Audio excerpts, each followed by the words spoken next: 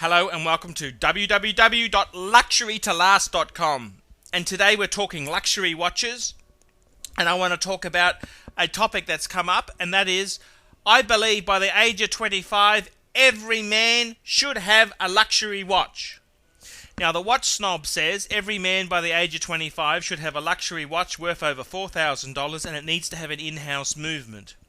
I kind of think the in-house movement comment is a little bit pretentious, because if we look at makers like Vacheron Constantin, I know with my own vintage Vacheron Constantin, which uses a Geneva Seal K1001 movement, it's a little bit over the top to say it should have an in-house movement, because the movement was actually designed by AP, VC and JLC, Jaeger-LeCoultre, and it's based on a JLC eBosch. So that kind of comment, I think that's a little bit off-putting. It's a little bit being a bit of a smart ass. However, I think every man should have a wristwatch over $4,000. And it needs to be a luxury wristwatch.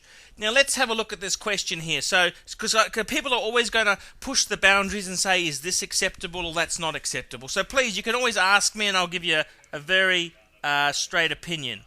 But basically, any Patek is cool. Doesn't matter if it's an ugly fucking 70s square piece of shit. Any Patek Philippe is cool. Any Vacheron Constantin is cool. Any AP is cool, except the Rouge. I'm sorry, I don't like the Rouge. The Rouge are okay. Okay, we'll side the Rouge are okay. Any Breguet is cool. Any Lange is cool, except with unless it was given by Adolf Hitler, like Hitler did actually give Langes out. Now, any military watches are cool, like an oversized Leica pilot's watch. As long as it's a genuine military issue Leica, that's acceptable. A modern one isn't really quite acceptable. As far as Rolex goes, any Rolex is cool. Rolex is a cool brand. So there's no problems there. Even a quartz Oyster Date. You can get the Oyster Quartz, and they're cool. There are no worries of that. Any Rolex is cool. Even the manual wine Oyster Date 6694, that's cool as well. That's fine. Any Rolex is cool. Getting into Omega. This is where we start to get into shaky ground. Any Omega Speedmaster, mechanical, manual wine, man on the moon is cool. The automatic version, well, it depends what mood Archie's in on that one there, but generally speaking, a chronograph Omega is okay. Moving on to a Seamaster, they're okay. A Pro Prof is definitely cool, no questions about that. A Omega DeVille is not cool. Sorry, we've got to draw the line somewhere. That's not cool. A shitty Seamaster is also not cool. It's got to be a nice big James Bond size type Seamaster to be cool. Seamaster 300, very cool. Any early Omega Seamaster is very cool. Any early Omega Constellation or Paipan is cool. In gold, it's even cooler. But any Constellation that's quartz, I'm sorry. Now, this is the interesting thing. For a Patek, if a Patek is quartz, it doesn't matter. It's cool. If a Rolex is quartz, it's also cool. An AP is quartz. Hey, it's so cool, it doesn't matter. But an Omega that's quartz, we're not cool anymore. Now that begs the next question. Is Tag Heuer cool?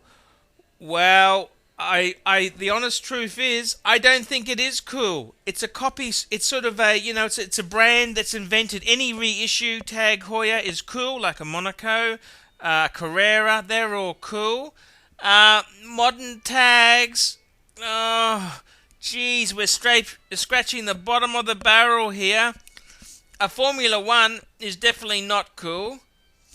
Anything quartz, Tag Heuer. Look, it depends on the brand, but generally speaking, not cool.